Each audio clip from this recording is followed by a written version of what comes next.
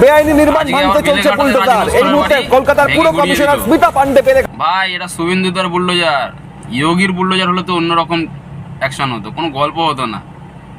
মেরে ধুতি খুলে দিত, পাঞ্জাবি পরিয়ে দিত। তো ভিডিওটা ভালো লাগলে শেয়ার করো, লাইক করে ফলো করে পাশে থাকবে।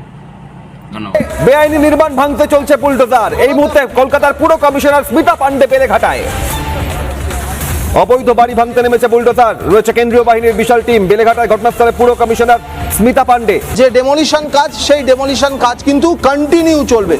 কেএমসি কমিশনার তিনি কিন্তু সাফ জানিয়ে দিলেন এই ডেমোলিশন অর্থাৎ অবৈধ নির্মাণ, অবৈধ বাড়ির এগেনস্টে এই যে অভিযান কেএমসি করছে বা পৌর নগরোন্নয়ন দপ্তরের থেকে চালানো হচ্ছে, এটা কন্টিনিউ থাকবে।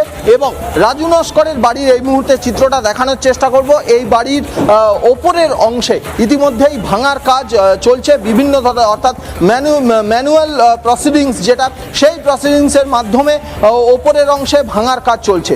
বুলডোজার দিয়ে ভাঙা যতটা সম্ভব হয়, বুলডোজার যতটা উচ্চতায় যেতে পারে ততটা উচ্চতায় ভাঙার কাজ হয়েছে। এখন কিছুক্ষণের মধ্যে এই যে কম্প্রেসারের মাধ্যমে ড্রিল দিয়ে ওপরের অংশ কিছু অংশ ভাঙা হবে।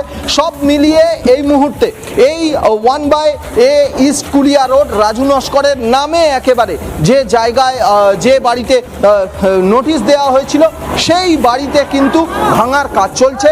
এই ভাঙার কাজ গোটা শহর জুড়ে এইভাবে বেআইনি নির্মাণ ভাঙার কাজ চলবে, কন্টিনিউ চলবে, স্পষ্ট জানিয়ে দিয়েছেন কেএমসি কমিশনার।